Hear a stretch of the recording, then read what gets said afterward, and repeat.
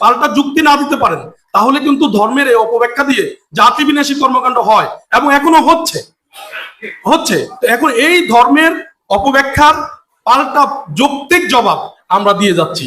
আমরা বিগত সরকারকে অন্তত 100টা অনুমোদনের জন্য আমরা যদি আবেদনের জন্য যদি অনুষ্ঠানের জন্য আবেদন করতাম, আমরা একটা পেতাম, তাও অন্তত আমার নখ কেটে, হাত কেটে, দাঁত কেটে তারপরে বলতো কথা বলেন।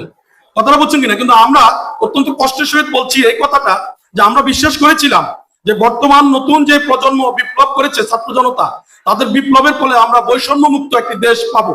কিন্তু দুঃখের বিষয় হচ্ছে গতকাল রাতেও এই মাগুরা জেলায় আমাদের কর্মীদের বাড়িতে হামলা হয়েছে, ভাঙচুর হয়েছে। আমরা আইনগতভাবে কোনো প্রশাসন অসহায়, তারা বলতেছে আমাদের কিছু করার নাই। আজকের এই প্রোগ্রামটা করার জন্য আমাদের এই ভেন্যু সহ মোট 4বার আমরা ভেন্যু চেঞ্জ করেছি। আমাদেরকে কেউ একজন কোন অদৃশ্য শক্তি প্রশাসনকে হুমকি দেয় আমরা কথা বলতে পারবো না, আমাদের মত প্রকাশের অধিকার নাই, আমাদের কথা বলার অধিকার নাই।